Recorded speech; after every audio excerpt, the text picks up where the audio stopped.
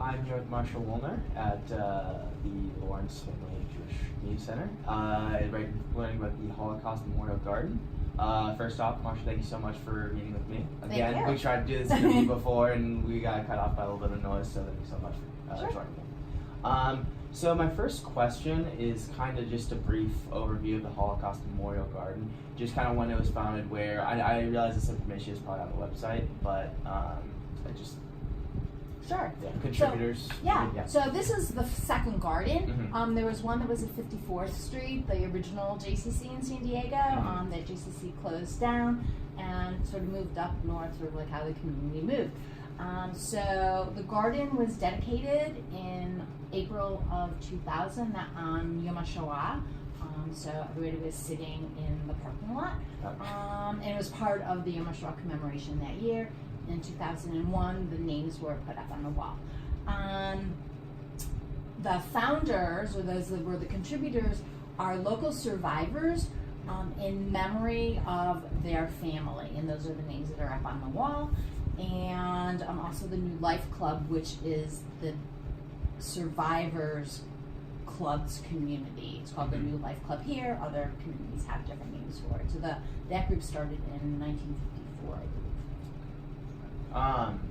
So obviously, as we just mentioned, this garden and community was kind of not founded, but contributed by survivors, and obviously they have very emotional, impactful stories.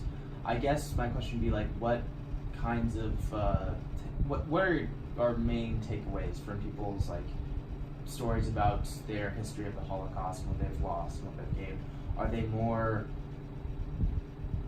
not willing to not necessarily forget, but are they more kind of not live in anger, but kind of are hesitant to kind of forget what was done? Are they more driven to cultivate the future and try to spread remembrance rather than trying to live next?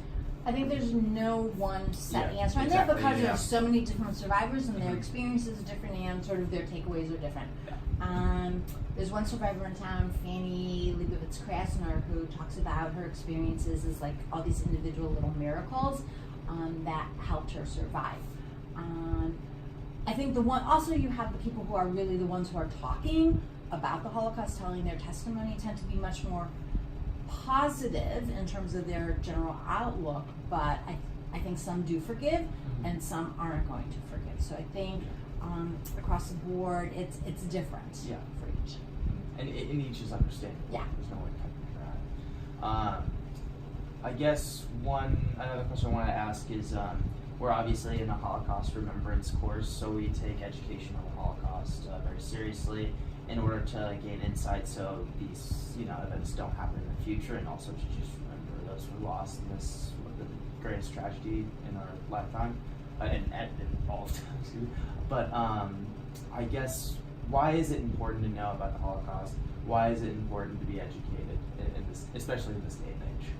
So there was recently a study that was done in January, because it was National Holocaust Day and the UN's Resolution Day, and it said that 23% of millennials have never heard of Auschwitz, which is ridiculous and horrible. So you guys are taking, it's crazy. You guys are taking a class, which is great, but to think that your cohorts, there's so many people that don't know.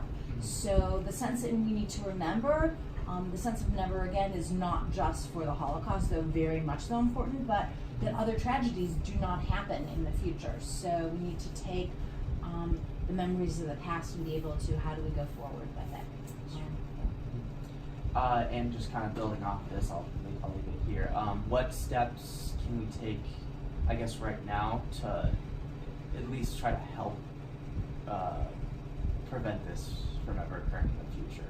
If there is, there's obviously not going to be a step-by-step basis, but if there was, what would be the main? Well, I think knowledge. Knowledge is power, so I think that's really important, and what you're doing is important. I think the opportunity of hearing survivors now, you guys are the last generation who is really going to be able to hear survivors. Right. They're between 75 and 90 to 100 years old at this point, so you are the ones who really need to hear those stories, and to be able then to make sure there's legislation and things will not happen, and be able to take a stand that things are happening in the world that are not acceptable, now it's on your shoulders. That's true.